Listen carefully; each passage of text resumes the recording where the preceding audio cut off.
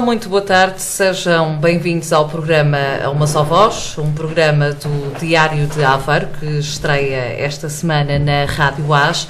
É nosso convidado neste programa de estreia o Presidente da Câmara Municipal de Aveiro, Hélio Maia. Antes de mais, muito boa tarde, agradecendo o facto de ter acedido ao nosso convite e de estar aqui para esta entrevista. Boa tarde. Boa tarde, agradeço esta oportunidade que me é dada pelas pessoas com quem estou, pela Maria José, pelo Rui Cunha, também porque estamos aqui numa rádio que é uma experiência inovadora feita aqui em Aveiro e que já chega a mais de 25 países. Vamos começar a nossa entrevista, começando se calhar por algumas questões que estão mais na ordem do dia. Começávamos aqui com a questão relativa ao relatório do Tribunal de Contas, que concluiu no final de 2010, a dívida de curto prazo da Câmara de Aveiro se cifrava nos 50,3 milhões de euros, superior à registada nos anos anteriores. Citamos ainda, isto apesar da utilização de 50 milhões de euros do empréstimo para saneamento financeiro. O objetivo do plano de saneamento não era exatamente reduzir substancialmente a dívida de curto prazo, não era esse o objetivo? Exato, esse era o objetivo, mas é importante que para que tenhamos ou para que façamos uma análise rigorosa e profunda da situação, tenhamos em conta aquilo que foi o ponto de partida. Como sabe, numa auditoria que decorreu sob a responsabilidade da Inspeção-Geral de Finanças, o Grupo Municipal, na altura, em 2006, registava um passivo de 280 milhões. Sendo que desses, 80 milhões não estavam lançados em contabilidade. Isto transporta-nos para duas realidades incontornáveis. A primeira é a dos juros que irão decorrer desse passivo enorme. Como sabem, o passivo não é estático, ele evolui sempre. E recordo que na altura a lei previa que os juros fossem no valor de 11%. E a segunda realidade com que nos tivemos a confrontar foi com o lançamento em contabilidade desses 80 milhões. E sempre que lançávamos mais uma fatura que não estava por lançar, estava o passivo a aumentar.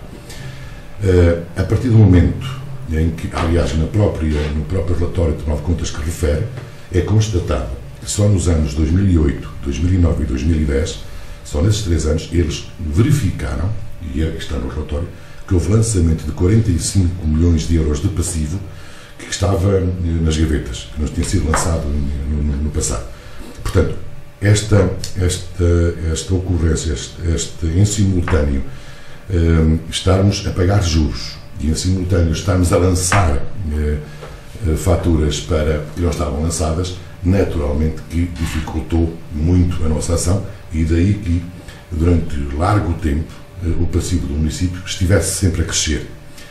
A partir do momento, há cerca de um ano, em que foi possível estancar, no essencial, essas duas situações, estancar uma parte significativa dos juros, porque procedemos ao pagamento dessas dívidas, e em que foi possível lançar perto de 98% daquilo que estava lá para ser lançado, a partir desse momento inicia-se o processo de recuperação. E daí que, na última comunicação que foi para a Assembleia Municipal, já tinha sido referido que nos últimos 10 meses houve uma redução da dívida em 15 milhões de euros e nos últimos 2 meses cerca de 5 milhões, especificamente.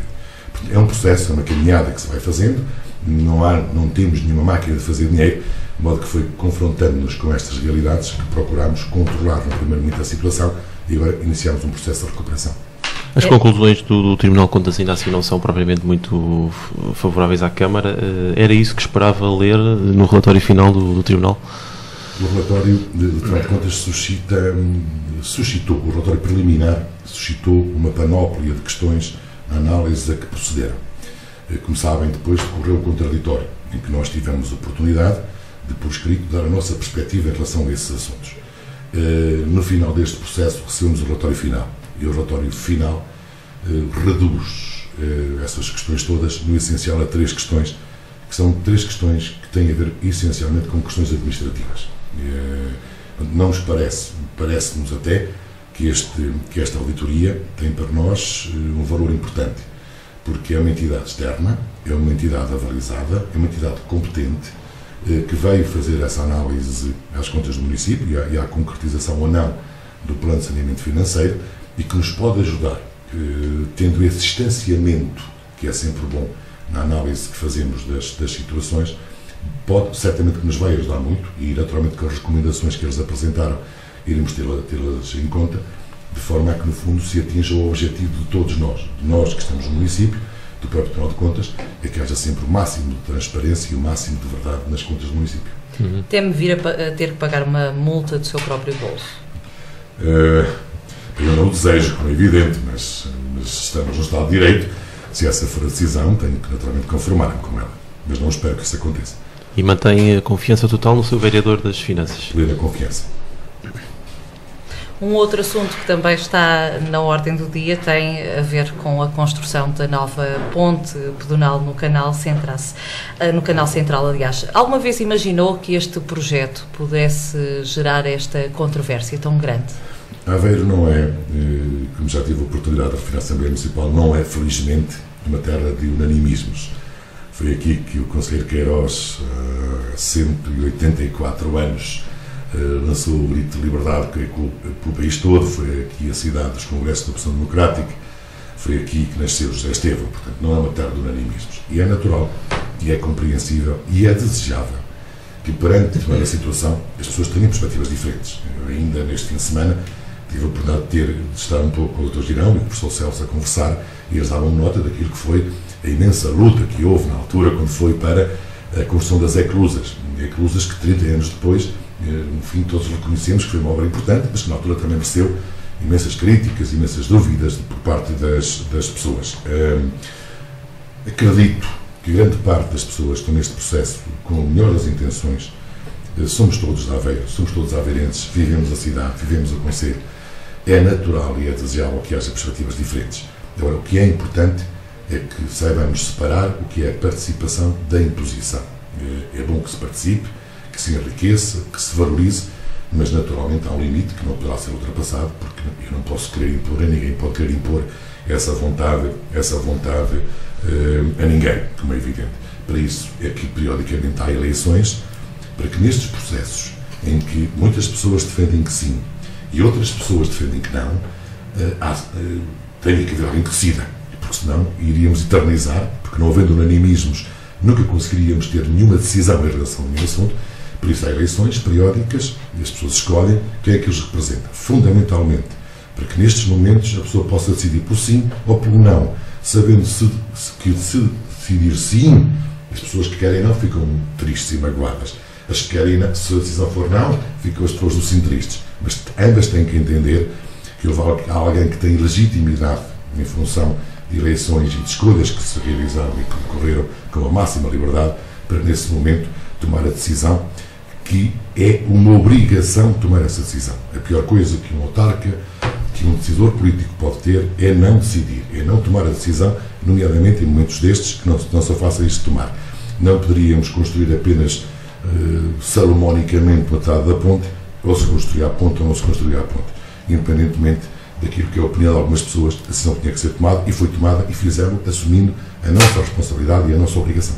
Portanto, os cidadãos podem esbracejar à vontade que não... o projeto é mesmo para avançar sem qualquer alteração, é isso? Esse que não está a pôr a questão nos termos mais corretos. Os cidadãos devem participar, devem sugerir. Nós reunimos com muitas pessoas, ainda agora acabamos de vir de uma reunião em que reuni novamente com aquele grupo de cidadãos para Aveiro que está com esse processo. Nós reunimos, conversamos, e assim como já reunimos com muitos cidadãos que defendem a ponte, que defendem outras soluções. Agora, o problema é este, é que eu não posso estar de acordo com as duas partes, eu não posso estar de acordo com quem diz sim e com quem diz não. E naturalmente que tem que haver um momento em que a decisão tem que ser tomada. Isso não é desrespeito nenhum por ninguém. Isso é cumprir aquilo que é a nossa obrigação e o nosso dever.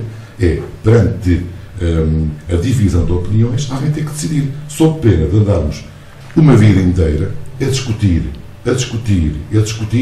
e nunca se decide nada. Há momentos, este processo é um processo que tem mais de 3 anos já depois de ser aprovado, que teve imensas participações. Fomos a todo lado com os projetos todos, fomos à ação comercial, à ajuda da freguesia da Glória, fomos à Banda Amizade, estivemos sempre disponíveis, como continuamos a estar disponíveis, mas numa perspectiva de ouvir, de auscultar, de recolher aquelas que são as opiniões legítimas de cada cidadão, mas sabendo que no final a decisão que tomarmos não vai agradar a todos.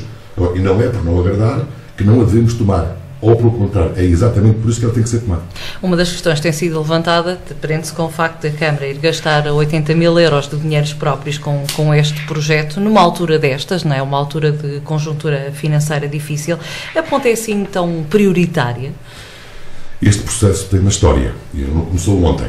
Não começou também, e é importante dizê-lo, a ponte não surge de um iluminado que passou ali pelo canal e pensou assim, vamos ter aqui uma ponte. Fica bem aqui a ponte. Não.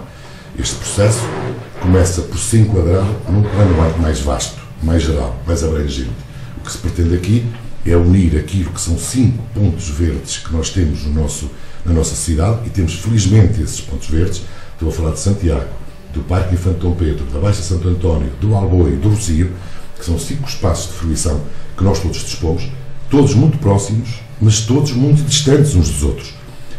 Maria José, para se deslocar do Rossio para o Alboio, está a ver o Alboio ali ao lado, mas tem que dar um percurso, uma volta enorme, passar na zona das Pontes Praças, cruzar com veículos, para poder chegar ao Alboio. E ainda, quando vai da Baixa Santo António, que é um espaço verde de excelência, para o Parque Infante Dom Pedro, que é outro parque verde de excelência, no meio tem uma avenida com 4 faixas de rodagem, onde passam cerca de 40 mil veículos por dia.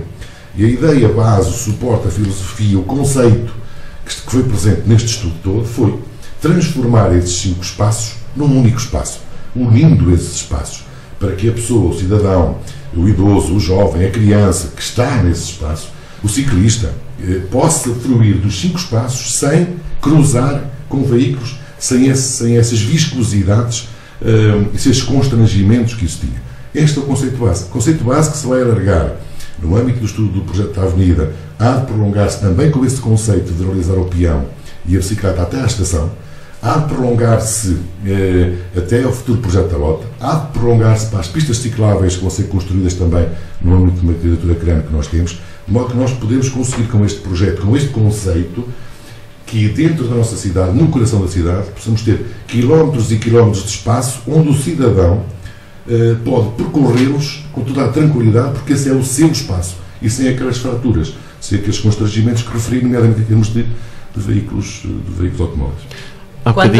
Quando é que a obra avança mesmo no terreno? As obras estão todas a avançar, ou quase todas, como sabe, também há aqui, em termos de constrangimentos legais, de burocracias que têm que ser cumpridas, portanto, muitas delas já estão no terreno, em toda esta zona. Outras estão agora ao visto Tribunal de Contas, outras já estão entregues aos empreiteiros, portanto, as obras estão neste ritmo. Começou esta semana aquela que eu acho que é uma das obras notabilíssimas, além da requalificação do parque, que é as Capelas Gêmeas também, que estavam num estado de ruína muito grande. E, portanto, há aqui um conjunto que começou também a ser adjuntado. A da ponte começa quando? Qual é a indicação que tem? A da ponte já está mais ou menos no terreno, as obras estão a decorrer, como sabe, estas questões.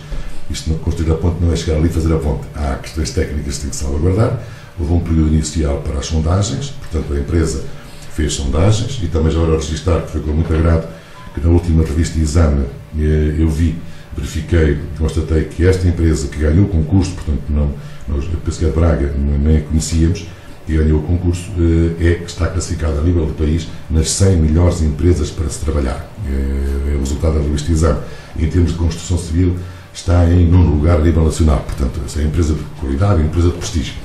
As obras começaram com as sondagens que tinham que ser feitas, as estacas já estão todas feitas, construídas fora, e vão ser depois ali colocadas no local, de modo que é um processo que tem a sua naturalidade em termos de desenvolvimento. E a obra não depende da tal célebre licença da Administração da Região Hidrográfica do Centro? Sabe, o Europeu conhece a Lei da Água, e a Lei da Água, para quem a quiser aplicar, para quem não quiser inventar nada neste processo, não tem nada que inventar, é simples.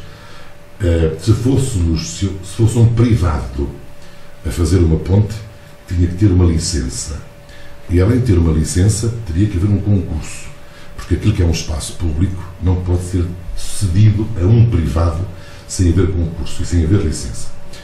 Mas, conhecendo a Lei da Água e conhecendo certamente as normas que regem o funcionamento do INAG, do Instituto Nacional da Água, porque é essa entidade que a nível nacional tem competência nesta área, verifica lá que as pontes, sendo construídas por entidades públicas, apenas carecem de uma autorização e não de nenhuma licença. Portanto, nós estamos bem no processo, Em devida altura enviamos o processo para quem? Em agosto do ano passado, para quem tínhamos que enviar, pedir autorização. E a lei é muito clara, dá prazos para que as entidades se pronunciem, fim do prazo, se não se pronunciarem, o processo está naturalmente por deferimento tácito aprovado. Portanto, não há nenhuma questão de licença ali, é apenas uma questão de autorização que está há muitos meses já ultrapassada. Disse há bocadinho que a maior parte das pessoas enfim, que se têm manifestado em relação a este processo estão de boa fé. Os amigos da Avenida, como é que avalia o comportamento deste grupo cívico? É importante a participação dos cidadãos. Eu tenho experiência autárquica, felizmente já alargada e rica, e aprendi sempre muito no contato com as pessoas. Muitas pessoas, cada cidadão, transportam conhecimento e um saber que temos o dever sempre de recolher e de ouvir, e a perspectiva. Portanto, nós valorizamos a participação de todos os cidadãos. Agora, chegamos a tomar ponto nos processos, como eu referi há pouco, em que determinados cidadãos defendem uma perspectiva legitimamente, outros defendem outra perspectiva também legitimamente. E, como eu dizia há pouco, não podemos eternizar estas questões. Tem que haver alguém que depois decida, com todo o respeito que nos merecem todas as participações da parte dos cidadãos, mas o cidadão também tem que perceber que, perante determinada situação que cria um conflito, que cria uma dúvida, que cria posições opostas entre ambas as partes, tem que haver alguém, e isto é um pouco como no tribunal, o juiz, certamente a sentença que ele toma não agrada a todos, mas tem que haver um juiz, independentemente da maior ou menor razoabilidade que tenha a sua decisão, ele tem que a tomar.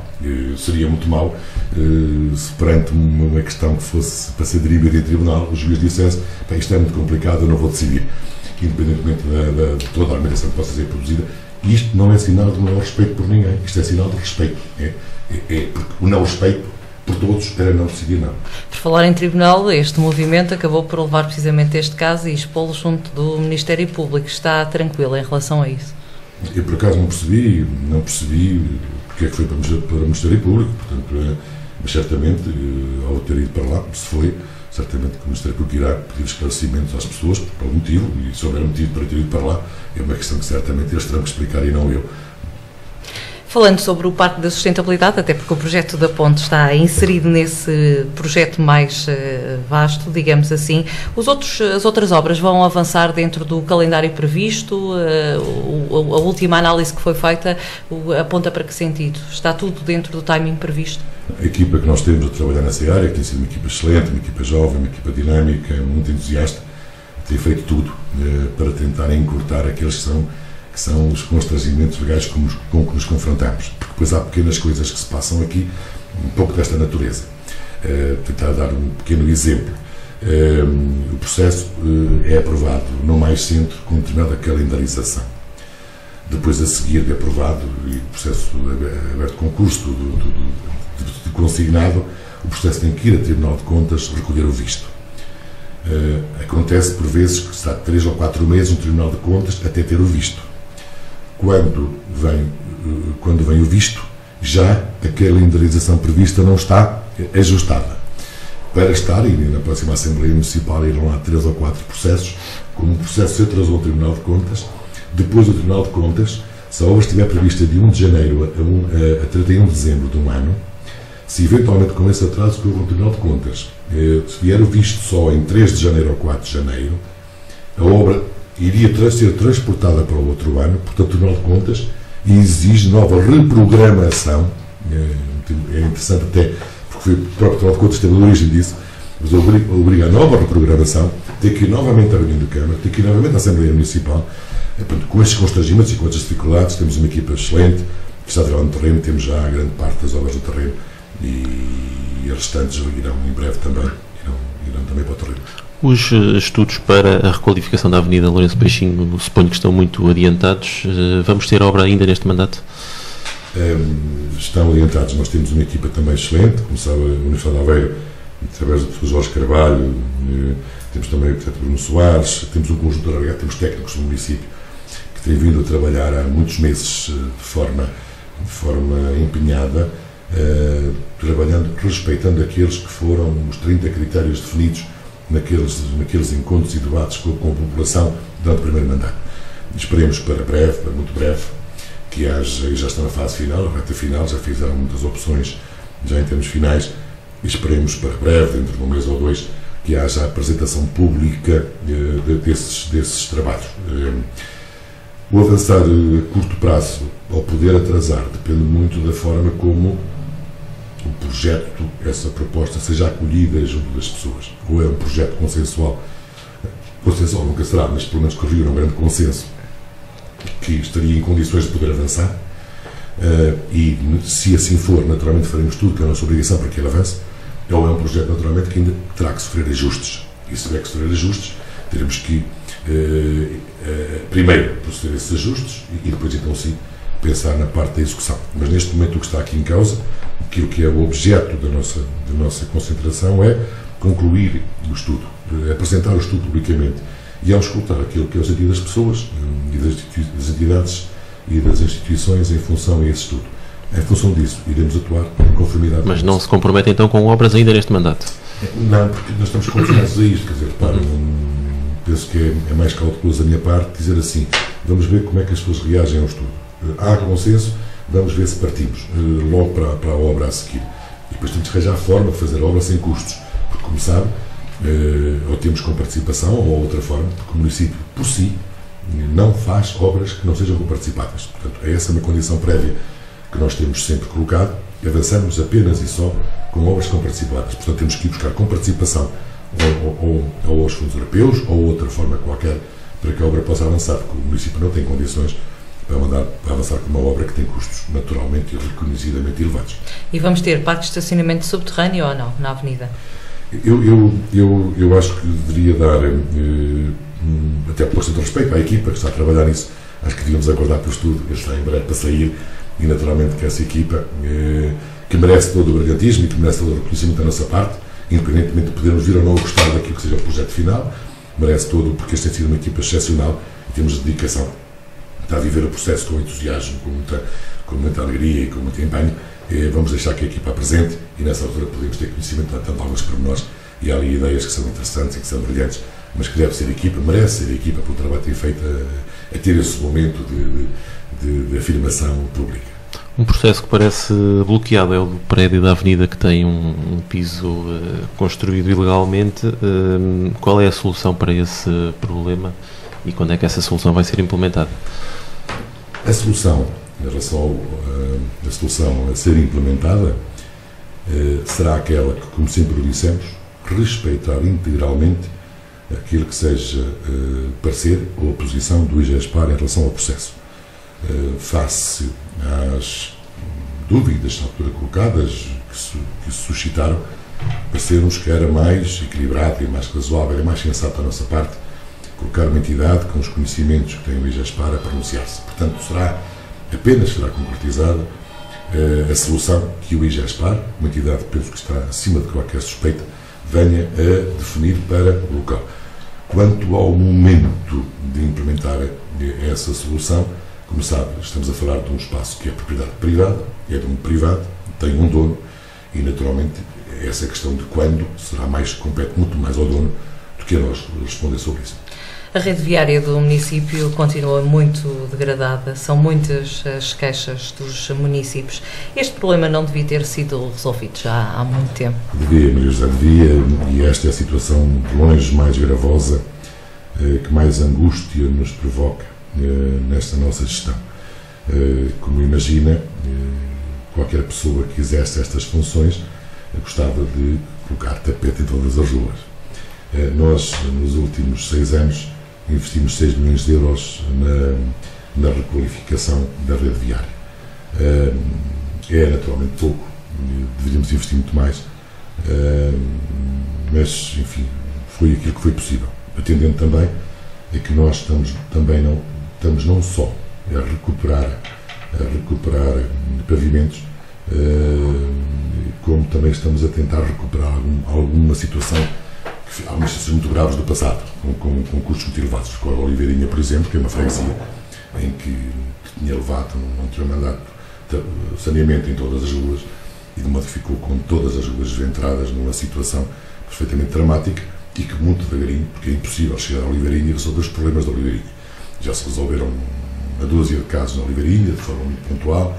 Estamos agora com uma intervenção também profunda que cruza a Oliveirinha de uma ponta à outra, que liga Eixo até à Capela das Quintãs, que é a 131, uma obra também comparticipada, e também só avançamos porque é comparticipado, em que procuramos minorar este problema. Temos consciência desta gravidade, temos consciência de que temos que fazer um esforço suplementar nesta parte final do mandato para que a imagem e para que os cidadãos, no essencial, possam circular com mais segurança e com mais qualidade do que circulou neste momento. Em tempos falou na hipótese de agrupar as empresas municipais numa única administração, penso que era mais ou menos esse o modelo que tinha defendido. Esse modelo vai mesmo avançar?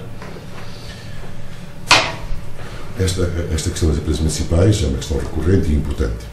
Nós, depois que chegámos ao município, já deliberámos a extinção de 4 empresas municipais. Portanto, de facto, haverá já menos 4 empresas municipais. E o percurso, o caminho que nós definimos seguir é exatamente esse. É tentar chegar a uma situação, no limite, em que tenhamos uma empresa. Apenas uma empresa municipal. Mas estes processos têm que ser vistos com muita prudência. Porquê? Porque a extinção de uma empresa municipal tem implicações imediatas e diretas sobre funcionários, sobre credores, sobre compromissos que estão assumidos pela própria empresa, e poderíamos, às vezes, num excesso de entusiasmo da nossa parte, em atingir este objetivo, poder precipitar algumas situações que poderiam ser mais para o município. Estamos a fazer esta caminhada, são 4 empresas a menos, e estamos a criar condições, lentamente, seguramente. Estamos a procurar criar estabilidade também junto das empresas, de forma a que a extinção de uma empresa não venha a representar para o município logo a recepção de uma dívida enorme que lá está, mais problemas com credores, mais problemas com os funcionários, porque, como sabe também, os funcionários das empresas municipais, extinguindo-se uma empresa municipal, não podem passar para os quadros do município. Portanto, uma empresa municipal que se extinga, os funcionários, no geral, naturalmente, falo naqueles que não têm vínculo ao município, neste caso será a maior parte deles, têm que ser despedidos, também têm custos. Portanto, há aqui uma abrangência de situações que se tem que avaliar, que se tem que ponderar, colocar sempre em cima da mesa, antes de tomar qualquer decisão. Nestes 4 casos foi possível criar condições para que isso aconteça, e sempre que numa empresa essas condições se criem, iremos extinguir essa empresa. No final, com esse objetivo de termos uma empresa, no fim, que possa acompanhar todo o universo empresarial local do município. Mas ainda é um processo para levar alguns anos, é isso, não é? É um processo moroso. São processos morosos porque as pessoas exigem-nos respeito. Quer dizer, era fácil nós chegarmos a uma empresa, à tema, e acabar com a tema. A decisão é fácil de tomar, era fácil extinguir a Malvaveiro, era facílimo tomar a decisão. O problema são as consequências que isso tem para o município e para os próprios funcionários, para os próprios trabalhadores, que são pessoas que naturalmente merecem e exigem o nosso respeito e que exigem que na gestão daquilo que é público, defendendo sempre o interesse público, não ignoremos também aquilo que são expectativas e direitos privados de cada funcionário. A Câmara foi acusada pela oposição de ter sido pouco expedita no processo de requalificação do parque escolar, ao contrário do que aconteceu noutros municípios aqui ao lado. Reconhece algum erro na condução desse processo? Nós também, neste processo, procuramos dedicar-lhe o entusiasmo que a educação merece, mas também a cautela que a situação do município exige. Neste momento, em termos concretos, temos um centro educativo já concluído, temos em vias de conclusão até final deste ano letivo, que é Verdemilho, temos 3 para iniciar em breve. Santiago é para iniciar muito em breve, porque já temos o visto Tribunal de Contas, que também já chegou, a empresa já foi ao local, para começar em breve. A Glória chegou esta semana também o visto do Tribunal de Contas, portanto está em condições do Centro Educativo avançar com esse visto. Vera Cruz, ainda aguardamos o visto do Tribunal de Contas, chegará a todo momento.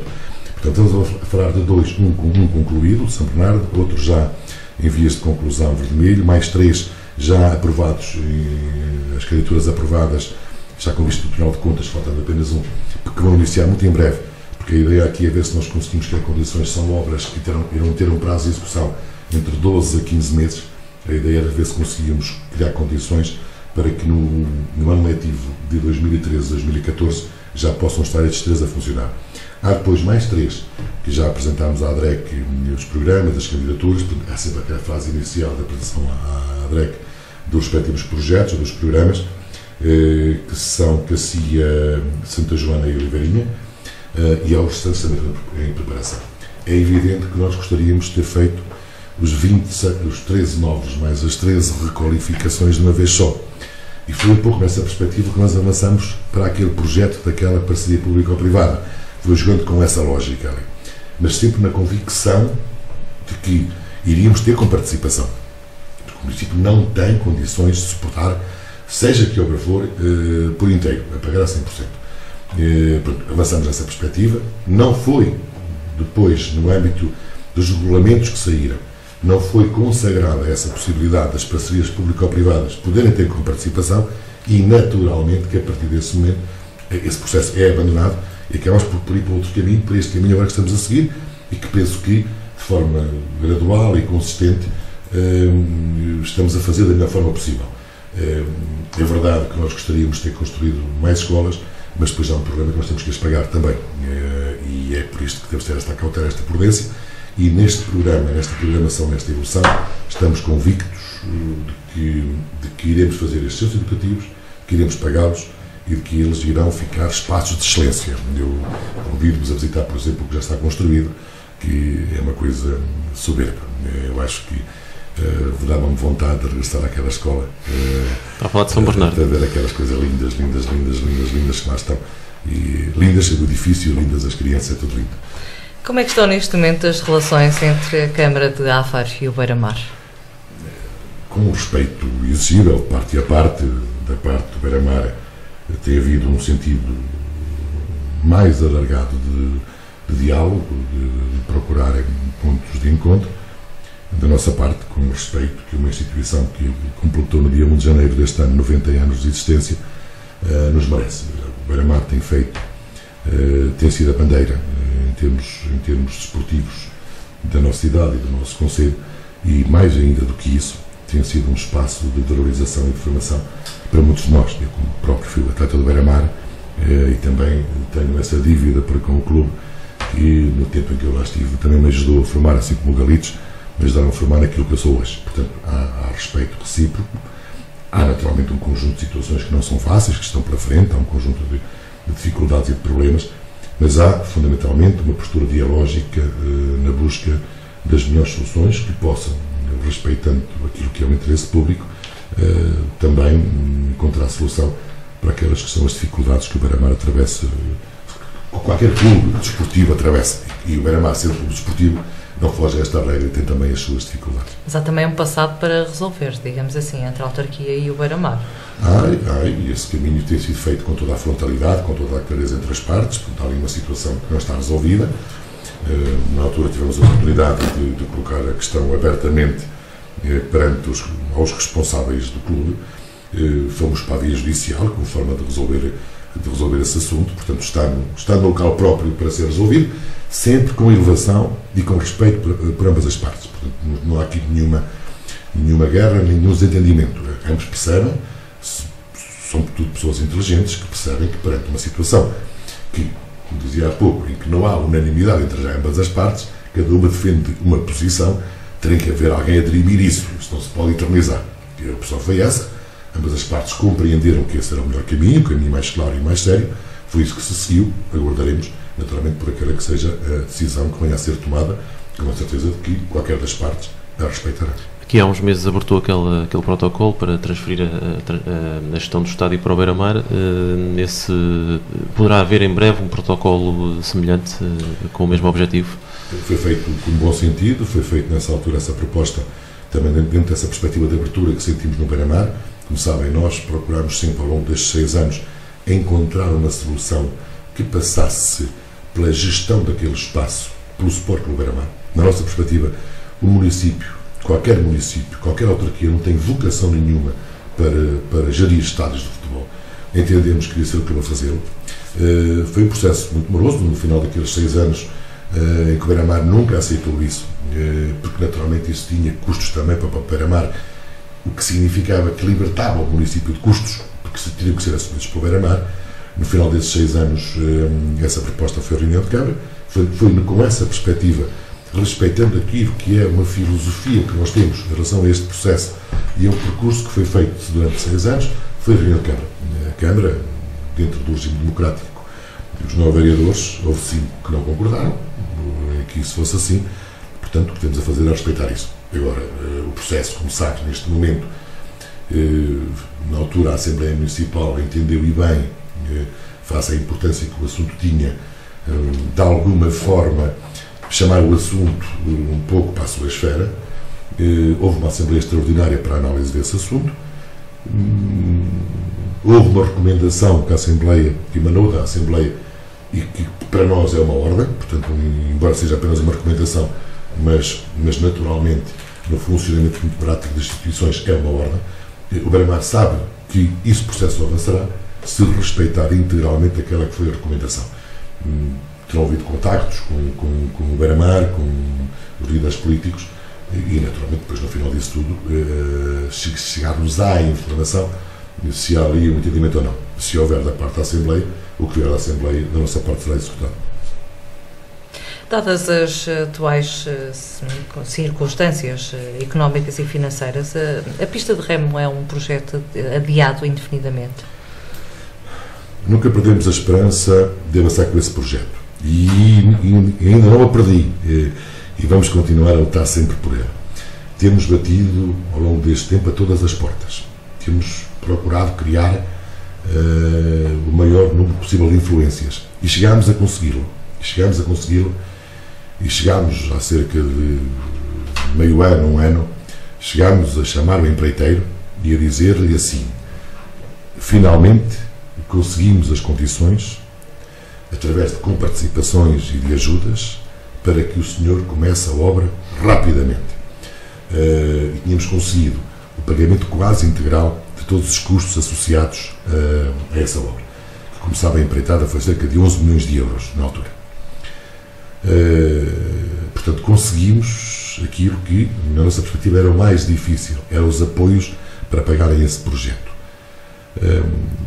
Na altura, o empreiteiro diz-nos: sim, mas o gás óleo está mais caro, a matéria-prima está mais cara, nós não fazemos a obra por esse valor, o município tem que nos garantir que nos paga mais 3 milhões, em cima dos 11 milhões, para nós fazermos a obra. A nossa resposta foi: nem economicamente, nem legalmente temos forma nenhuma de lhe pagar nem 3 milhões, nem nada parecido com isso. Aí ele diz: mas eu assim, se não assumir esse compromisso, não estamos em condições de fazer a obra. Então a obra não é feita, porque nós não vamos atolar o município em mais 3 milhões de dívidas com isto. Portanto, e foi uma pena que essas coisas estiveram reunidas, não foi possível, estamos a tentar agora de outra forma, mas continuamos sempre a tentar, porque este é um projeto emblemático para Aveiro, é um projeto já sonhado há mais de 50 anos e fazemos tudo, e estamos a tentar tudo, pelo menos numa primeira fase, já que não vai ser possível aproveitar esse concurso pelas condições, pela situação que eu referi há pouco. Vamos tentar, para já numa primeira fase, estamos a ver se conseguimos forma de conseguir apoios, jogando com aquela ideia da defesa da água salgada. E ver se por aí conseguimos agora apoios. Vamos ter em breve mais uma reunião com algumas personalidades para nos ajudarem neste sentido, para ver se continuamos a caminhar e a manter sempre esta chama acesa, porque esse projeto, por Aveiro, merece sempre esta luta. Sempre com esta condição, é que só avançará se houver com participação forte para o projeto. Se não houver, não haverá obra. A proposta de criar uma taxa sobre dormidas foi mal recebida por alguns agentes do setor. Admite deixar cair essa proposta? Eu compreendo perfeitamente esse mal recebida que o Rui falou perfeitamente. Como sabe, contrariamente àquilo que se passa em muitas grandes cidades da Europa, no nosso país ainda não há esta tradição nem esta cultura. Esta taxa turística, que eu saiba, não funciona em nenhum município do nosso país. E compreendo perfeitamente que, quando pela primeira vez alguém de forma pioneira surge a lançar essa possibilidade de haver essa taxa turística, eu percebo perfeitamente pela taxa em si, então, pelo valor, mas fundamentalmente pelas repercussões e pelas consequências e pelo efeito dominó que possa vir a ter, compreendo que haja esta reação.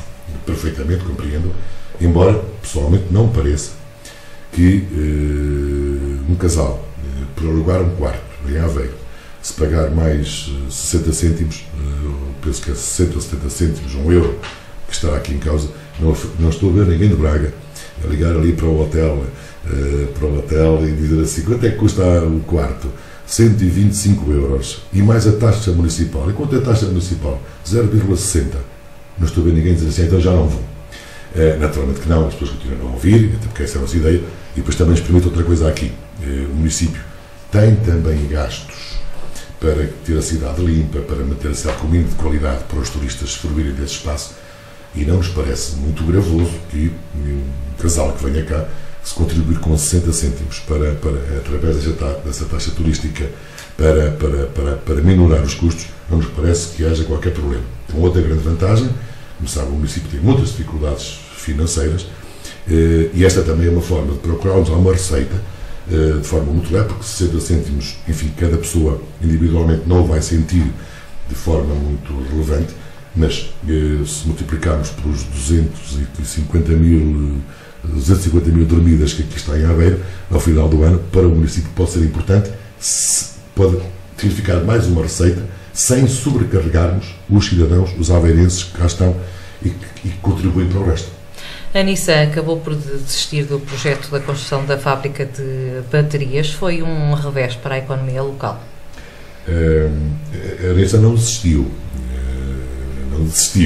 A Nissan suspendeu e fê-lo com um enquadramento, com razões, com motivos que apresentou, e que, numa leitura em função da crise que existe, da situação que vive a Europa e o mundo, se percebe perfeitamente. A questão dos veículos elétricos era expectável quando a Nissan projetou há alguns anos as 5 fábricas para o mundo, de baterias para construir no mundo, e a perspectiva era muito diferente. A Nissan confronta-se depois, à medida que os anos passam, com novas realidades. E essas realidades fazem, naturalmente e bem, que se ajuste aquilo que foram as decisões iniciais àquilo que é a realidade que temos para frente. Nós, penso que neste processo, soubemos resistir à tentação, na altura, de cortar pontes com a Nissan e com o governo português. Compreendemos as razões, mantemos essas portas abertas e tem havido contactos, quer com o governo, quer com a Nissan, de forma a permitir que, alterando-se a circunstância que esteve na base desta suspensão e que teve, no fundo, com esta frágil opção que as pessoas fazem para a compra de carros elétricos, e que também com a própria situação, com a conjuntura que se vive, acreditamos e faremos tudo nesse sentido, porque é o nosso dever, que a Nissan possa vir a retomar este projeto que é fundamental, que é importante para a nossa cidade e para a nossa região. Os aveirenses continuam a pagar portagem na A25 junto à Jogueira.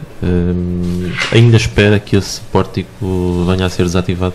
Espero, porque esse foi um compromisso que foi publicamente assumido, e quando se assume, por acaso não foi por nós, município, ninguém do município, mas independentemente disso, um compromisso que seja assumido, seja por quem for, não é para discutir, é para cumprir. Naturalmente sabemos da complexidade que esse processo tem, ele tem que ser visto numa abrangência nacional, portanto, como imagina, certamente que o governo não é fácil chegar a ter aí um pórtico, criar aí uma situação depois quase incontrolável, mas acreditamos que se tem que criar condições, e nós ajudaremos nisso, dentro do possível, para que aquilo que foi um compromisso e aquilo que é uma situação que não se percebe. Penso que não é fácil perceber aquele pórtico ali, com aquele enquadramento, com aquela localização à entrada da cidade, que aquilo que é um erro que foi cometido na altura, e percebo que no meio de centenas e centenas de pórticos que foram colocados pelo país, certamente alguns foram mal colocados, como foi o caso daquele. Espero que ele seja corrigido e que seja feita a justiça. Porquê é que optou por atribuir pastas a Teresa Cristo apenas alguns meses depois dela ter tomado posse, ter entrado em funções como vereadora? A doutora Teresa Cristo, como sabe, não tinha experiência autárquica. Teresa Cristo, as circunstâncias que se verificaram levaram aqui um pouco de surpresa para a própria doutora Teresa Cristo viesse a ocupar o lugar de vereadora. Não era da minha parte, não era sério, perante uma pessoa que não tinha tido vivência autárquica, no dia a seguir a chegar cá como vereadora, dar-lhe pelouros, com toda a responsabilidade que ter um pelouro tem. Pareceu-me sensato, e houve essa conversa que eu tive com a doutora Teresa Cristo nesse sentido, quando veio, conversamos, pareceu-nos que era mais sensato, mais avisado, que era mais respeitador da doutora Teresa Cristo, se houvesse um período de adaptação da parte da doutora Teresa Cristo. Ela participou em todas as reuniões que nós tivemos, quer em termos de reunião de Câmara, quer em termos de reuniões preparatórias, quer em termos de reuniões setoriais, foi participando nas reuniões todas, foi se envolvendo, foi conhecendo também aquilo que são as viscosidades legais com que nós nos confrontamos, foi conhecendo a estrutura da Câmara, os diretores de departamento, os chefes de divisão, e aquilo que foi dado à doutora Teresa Cristo foi exatamente isto que está a acontecer agora. Quando a doutora Teresa Cristo tiver a percepção de que está enquadrada, de que é conhecedora já do mínimo para poder exercer as suas funções a tempo inteiro, irá exercer as suas funções a tempo inteiro. Foi isso que aconteceu, com toda a naturalidade, e a doutora Teresa Cristo está agora com esses pelouros, e naturalmente que todos desejamos, especialmente numa ação social, que é um pelouro que, em consequência da situação que nós temos vivido ultimamente, ganha mais importância, e com a experiência que tem, com o saber também científico, porque é uma pessoa da área, acredito que o município ganhará muito com a participação da doutora Teresa Cristo. Depois também, porque gerir toda a Câmara, apenas 4 pessoas, estava a ser toda a Câmara e todas as empresas municipais. Sabem também, os membros dos Conselhos de Administração de todas as empresas municipais são do Executivo da Câmara, exatamente para não termos custos. Mas o que obriga a um esforço suplementar da parte de todos. E, por exemplo, em relação às empresas municipais, a doutora Teresa Cristo inicialmente não vai ficar com nenhuma empresa municipal, porque a conversa que houve com ela agora, neste momento, e ficou com os pelouros, foi exatamente no mesmo sentido. A doutora Teresa Cristo irá começar agora a assistir a algumas reuniões dos Conselhos de Administração das empresas municipais e vai também, depois já estar a ser a função de vereadora em exclusividade e a tempo inteiro, irá começar a contactar com aquilo que são as dinâmicas e as realidades das administrações das empresas municipais e daqui a algum tempo irá também para o Conselho de Administração de uma ou duas empresas municipais. Mas estas coisas, nós não podemos colocar a pessoa assim, de repente, numa situação em que a pessoa se pode sentir constrangida e, no fundo, não ajudará a que renda aquilo que deve render. Já decidiu se vai recandidatar-se em 2013? No verão de 2013, penso que teremos todo o gosto, como aconteceu no anterior mandato, em poder falar sobre esse assunto. Há muitos problemas para a frente, há muitas questões para serem resolvidas, há muitas decisões para serem tomadas importantes.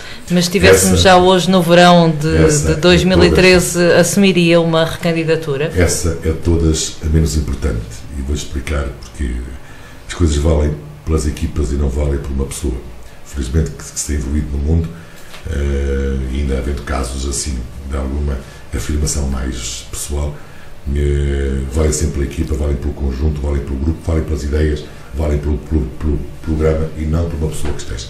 Não é relevante a pessoa, é relevante fundamentalmente a dinâmica e as propostas que se façam. Não estou minimamente preocupado com essa minimamente, não me passa pela cabeça. Mas tem vontade de continuar a ser Presidente da Câmara de Aveiro? Essas coisas só no fim é que se vê. Nós candidatamos para 4 anos e a vontade ou não é sempre o resultado daquilo que seja a avaliação que nós venhamos a fazer desses 4 anos. Eu acho que era precipitado, pouco mais do meio desses 4 anos, estamos aqui a tirar já conclusões se foi bom ou se foi mau. Não, só para 4 anos. Isto não é uma corrida de 100 metros, é uma maratona, portanto, é para 4 anos e nós temos que dosear o esforço da corrida. Portanto, o facto de nós podermos ir à frente de 100 metros, os primeiros 100 metros da maratona e irmos à frente, não significa que não possamos ser os últimos. Portanto, vamos esperar, vamos aguardar e vamos nos dedicar àquilo que é importante. E o importante neste momento é termos o projeto do Parque de Sustentabilidade, termos as pavimentações para fazer, termos muitas coisas para frente, a avenida para frente, isso é que é importante. O resto é perfeitamente secundário. Muito se tem falado de uma possível candidatura de Ribó Esteves à Câmara de Aveiro. Situava exatamente neste âmbito. A resposta é exatamente a mesma. É quase aspas em relação àquilo que eu disse. É muito cedo para falar sobre isso. E não o afeta ver a personalidades até dos dois partidos que sustentam a coligação a defenderem uma candidatura de Ribó Esteves à Câmara de Aveiro? José não ouviu. Os dois partidos, falou, nos partidos não há personalidades. Individualidades dos dois partidos. Individualidades, eu peço desculpa, percebi partidos. Cada individualidade tem o direito a ter as opiniões que quiser. Todas as opiniões são boas, todas. Depois, quando chegar à altura, naturalmente, quem tem que tomar a decisão irá tomar a decisão sem qualquer tipo de peligro, de dificuldade, de incompreensão, nada, naturalmente. Estou aqui porque gosto, porque tenho muito prazer nisto, e só estou preocupado e procurar fazer um pouquinho melhor do que fiz ontem. É sempre a minha ideia, é poder levantar-me todo o dia e depois dar graças a Deus por me dar mais um dia, para poder estar aqui assim, é poder dar o meu melhor e poder, no essencial, no final da vida, com muitos erros, com muitas omissões, com muitas dificuldades, com muitas falhas, mas pelo menos ter a noção de que cumpri o meu dever. Foi procurar colaborar e ajudar para que o mundo que eu vou entregar depois a quem vier a seguir seja um pouquinho melhor do que quando eu recebi. E se nós tivermos esta postura, o resto, questões de pessoas, questões de cargos, são perfeitamente secundárias, não valem rigorosamente nada. Há um debate ainda em aberto sobre se um Presidente de Câmara que cumpre 3 mandatos numa autarquia pode ou não candidatar-se a outra autarquia. É a favor ou contra essa possibilidade? Eu sou a essência do regime democrático, como definiu Abraham Lincoln, é o governo do povo, pelo povo e para o povo. Eu sou contra a limitação de mandatos, porque nós, ao limitar os mandatos, estamos a limitar a possibilidade de escolha do cidadão. E no regime democrático, o cidadão não deve ter nenhum limite à sua possibilidade de escolha. Portanto, sou contra o limite, porque desrespeita aquela que é a vontade do cidadão. Mas a partir do momento em que estamos no Estado de Direito, a partir do momento em que alguém decidiu, e alguém com poderes naturalmente para o fazer, decidiu limitar esses mandatos, o que eu defendo eu sou a favor de que essa limitação seja pessoal e não territorial. Isto é, sou a favor de que eu, Presidente de Câmara, eu não me possa candidatar nem a Aveiro, onde terei estado, nem a outro conselho, e sou contra o facto de eu, tendo sido Presidente da Câmara em Aveiro, poder concorrer a outro conselho. Portanto, penso que eu claro estas duas coisas. Sou contra a limitação e sou contra também que a pessoa... Então eu não percebo porque é que se faz uma limitação. A limitação não tem a ver com o território, certamente. Não foi a preocupação do legislador. A limitação tem a ver com a pessoa. Eu não percebo como é que se limita a pessoa aqui e não se limita ali. Não percebo, mas isso certamente alguém mais sabedor, mais sábio, com mais sageza do que eu poderá explicar. Temos pouquíssimo tempo, acho que há aqui duas questões que são de facto obrigatórias. Como Presidente da Câmara da Capital do Distrito, não acha que devia ter mais visibilidade, mais voz nas questões regionais? Primeiro dizer que estou satisfeito com o trabalho da Cira. E o importante nestas coisas não é a questão do protagonismo pessoal, é importante o resultado final. Estou satisfeito, como estou satisfeito, e acho que tenho feito um excelente trabalho. Eu não tenho nada aqui a complicar as coisas. Tenho que valorizar o trabalho que é feito e tenho que reconhecer que é esse trabalho. Quanto à questão do protagonismo, tem a ver com a questão pessoal, meramente pessoal. É de natureza pessoal. Como eu dizia há pouco, o importante para mim é o trabalho em equipa. E é valorizar a equipa. E a equipa temos que valorizar. E eu acho que nos momentos bons deve aparecer a equipa e nos momentos maus deve aparecer o Presidente da Câmara. Sempre que há um momento mau, o Presidente da Câmara tem que aparecer, deve aparecer. Mas nos momentos bons o que nós temos é que valorizar a equipa. Eu estou a ser pago pelos aveirenses para estar a desempenhar estas funções e não tenho o direito de, aproveitando o cargo e de aproveitando estar a ser pago, ainda aproveitar para me lançar em termos pessoais e para ter protagonismo. Eu não sinto esse direito. Tenho o dever de colaborar, de contribuir da forma mais discreta possível para se resolver os assuntos. Porque, como sabe, Os assuntos não se resolvem na praça pública. Os assuntos não se resolvem na comunicação social. Eu, se for ter como ministro, há coisas que eu nunca entendi na minha vida. Às vezes ouço, vou para casa, ouço na rádio. Amanhã vou falar com o ministro e vou dizer isto e aquilo e aquilo outro. Mas esperei, que falta de respeito. Se vai ter amanhã com o ministro, não vai aqui dizer o que é para dizer ao ministro. O que merecia amanhã é que o ministro na entrada dissesse: olha, põe-se lá fora. Então o senhor anda para aí a dizer como vai dizer. Faz algum sentido.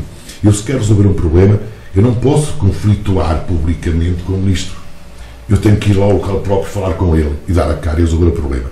São posturas, são maneiras de ser. Respeito todas as pessoas que pensem e atuem de forma diversa desta, mas esta é a minha formação, este é o meu estar, é o meu ser, e estas coisas, quando nós somos assim, geneticamente, já não mudam. É Presidente de Câmara há 7 anos. Qual é, neste momento, o seu estado de espírito? Sempre com muita alegria, com muita vontade e com muito gosto. Às vezes também tenho muito desânimo. O Presidente de Câmara curiosamente, no meio daquelas assembleias, no meio das reuniões de Câmara, no meio das reuniões com 300 pessoas, se calhar muitas vezes o Presidente da Câmara é o mais solitário dos solitários. Há momentos em que nos refugiamos, em que nos, enfim, em que recolhemos a família, e felizmente eu tenho a sorte de ter uma família espetacular, quer em termos de esposa, quer em termos de filho, que são as pessoas melhores do mundo que eu conheço, que interiormente são as pessoas mais belas que eu conheço, que são espetaculares para mim, e que muitas vezes nos ajudam e nos apoiam naqueles momentos de desânimo, de hesitação. Nem sempre é fácil, mas eu acho que nós, como eu dizia há pouco, acima de tudo, com erros e com falhas, tenho a consciência de que estou a procurar cumprir aquele que é um desígnio, uma vontade própria, e que desde os meus 15 anos já começou a surgir comigo. E com 15 anos já tinha fundado um clube desportivo, e com 17 já tinha pertencido a todas as associações da minha terra, com 18 já fundei mais não sei o quê. Portanto, esta forma de estar está aqui comigo, está cá dentro, e eu sou assim, e fundamentalmente o que eu quero é que no final, quando estou sozinho, quando estou solitário, quando estou lá no sofá, tenho a consciência de que, com erros e com falhas, enquanto cidadão, cumpri a minha obrigação neste mundo. Como dizia há pouco, deixava um bocadinho melhor do que quando o recebi. Muito obrigado. Nós terminamos mesmo. Muito obrigado, Sr. Presidente da Câmara de Aveiro, Hélio Maio, convidado nesta edição estreia do programa A Uma Só Voz, um programa do Diário de Aveiro, agora quinzenalmente na Rádio AS. Nós estamos de regresso daqui a 2 semanas. Até lá.